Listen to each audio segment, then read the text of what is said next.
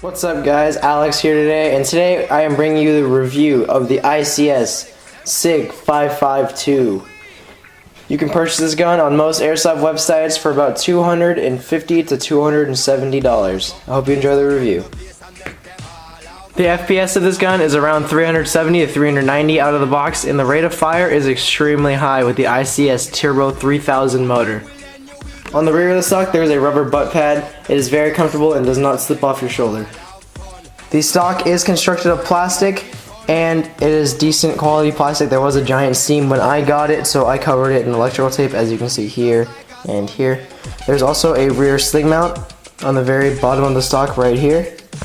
The stock does also fold by pressing this button right here. Press it and it'll lock on the other side of the gun. Then it will lock on this side.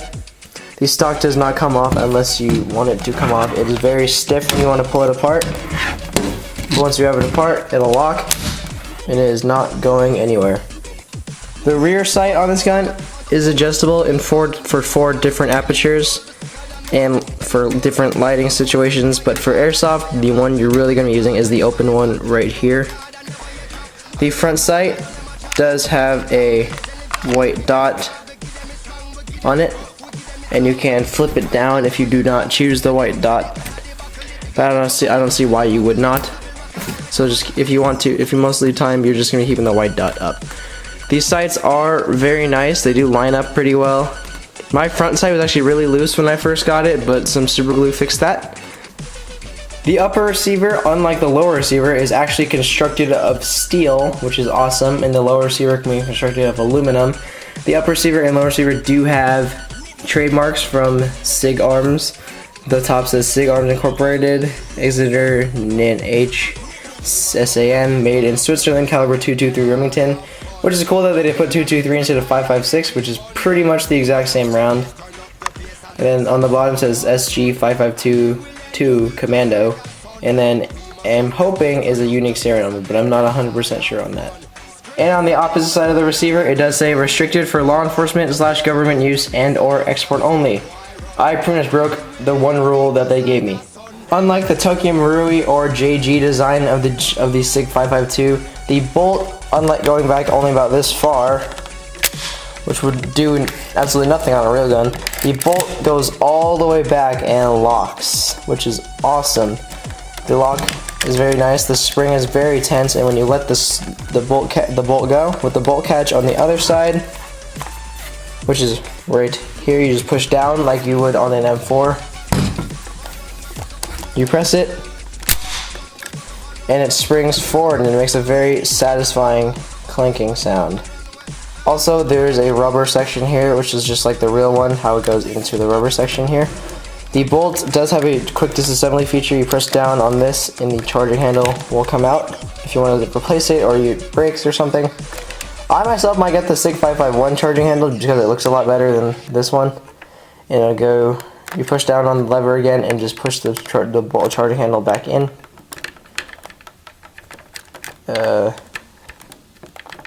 Mine isn't wanting to cooperate. There we go.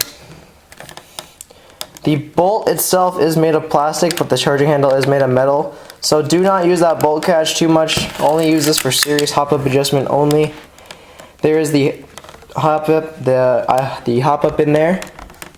It is just like a G3, how it just rotates. You press down for less hop-up and push it up for more hop-up. On the top of the gun, there is also another Sig Arms trade on the top. The magazine works on this gun just like it would on an AK, so you're going to press here and tilt the magazine forward and pull it out. The magazine, then when you're inserting, you have to push it, you have to lock it in the front first and then pull it backwards. And we'll lock in. These Tokyo Marui mags are a little stiff in the ICS, but the ICS also does come with a 400 round high capacity magazine.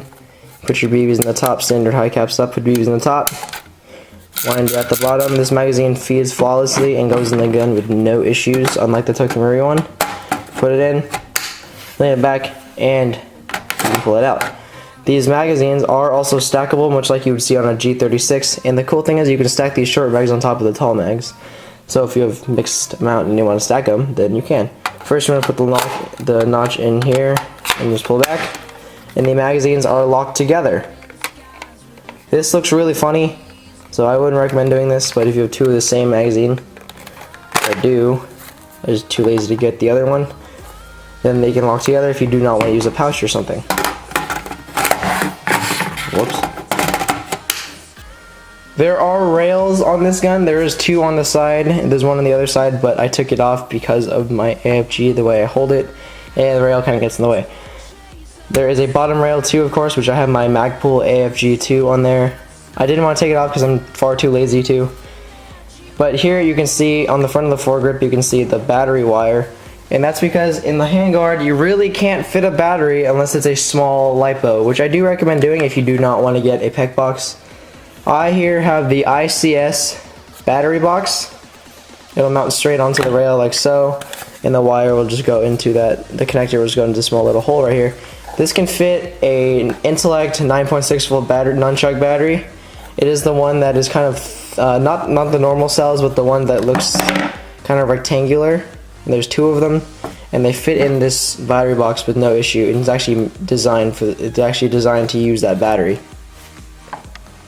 The rails on the handgun are plastic, unfortunately, but they do work, and it does not matter that much.